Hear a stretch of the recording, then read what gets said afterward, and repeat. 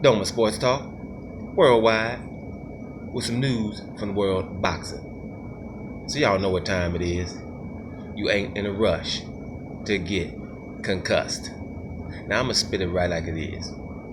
Cuban light heavyweight Sullivan Barrera is quickly becoming the most avoided light heavy in the business. Right, in the light heavyweight division, it's kind of going down. Even though the main man, Andre Ward, the guy that's on the throne with a crown, right? That guy, he's retired, so it leaves everything a little bit open, right? But Sullivan Barrera, he beat Shabransky, who was undefeated at the time. Paul Parker, whatever his name was, that's okay. But then who else did he beat? Beat Joe Smith, right? We know Joe Smith ended the career of Bernard Hopkins. So he's hot. He was the mandatory of Sergey Kovalev, but then Andre Ward beat him. So Sullivan Barrera has only lost to Andre Ward, and he's done great things. But I think he's just being avoided, I think, right? And even Sergey Kovalev, he's going to fight Shabransky, who lost to Sullivan Barrera. So here's the guy who was your mandatory, and Andre Ward took care of him, wanting to fight you, and you fight Shabransky. And Sergey Kovalev is over there talking about, or Duva, Kathy Duva is saying that, it was hard for him to get a fight. And we've all heard that Sullivan Barrera wanted that fight. So I don't know if they're going into negotiations and not wanting to pay these people. But if Barrera and Kovalev were to fight, there is no one who's supposed to get more money. Not Kovalev. Your record's not better anymore. So it's time to get a little bit more humble. You've lost twice in a row. So if you go in there fighting Barrera, you want to pay him what you're getting. Now, if you're not doing that, then that's probably why this fight is not happening. But be that as it may, some things have happened recently to Barrera, and he's a little bit upset about it. Barrera is the same, Badu Jack, who just moved up, and he beat someone real well. I forget who Badu Jack beat, but it's Nathan Cleverly. That's who he beat. So Badu Jack beats him, then he gets that WBA regular. Let me put the things up there, regular title, but it's a little small title that the WBA came up with, right? It's not the super title or the real title, but it's the regular title, which means he was the number one dude behind the main guy for the WBA. So he wins that title, but he vacates it because because they're trying to have him fight someone with 11 fights, like a guy called Dimitri Bivol. And so Badu Jack's like, I'm not doing that. I'm trying to fight Adonis Stevenson, and my team, Mayweather Promotions, they're trying to get him a fight with Adonis Stevenson. So he's not going to be forced to fight somebody with 11 fights. That's not happening. So what they do, the WBA, they say, okay, well, Bivol's the number one ranked, and they go from number one, and then they go all the way down to number 11 and get a guy called Broadhurst or something like that. And number two is Sullivan Barrera.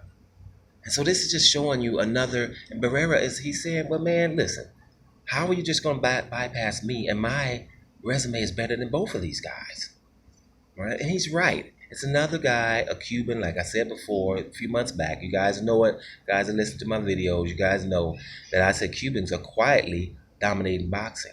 They can be ignored. I think most of them have to get their English on a little bit better so they can really be outraged by these things and just force it down at people's throat that, hey, hold up, I'm here and I'm deserving, right? It's another Cuban that's being ignored, and he's already done his work. He's deserving of this vacant title against that guy Bivol.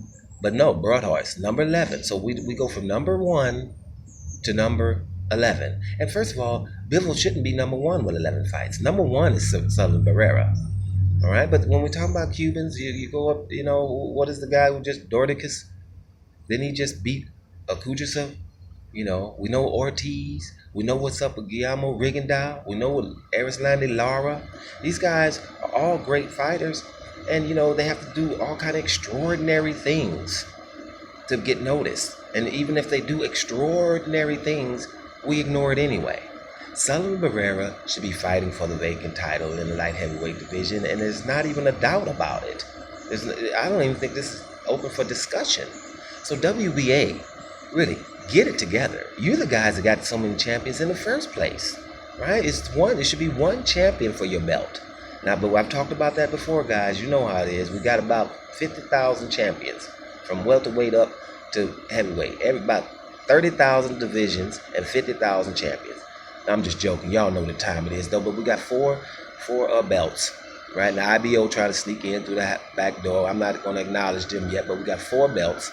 And then, a belt tries to have more than one champion. Even though on the belt, like WABA, they got 3 guys. They got the super champion, who's the real one, the regular champion, who's basically the number 1, and then they got the nerve to have the interim champion. So they got 3 champions. So my video I was saying back in the day was, what if all of the sanctioned bodies did that? What if the IBF, the WBO, and the WBC did the same thing, right?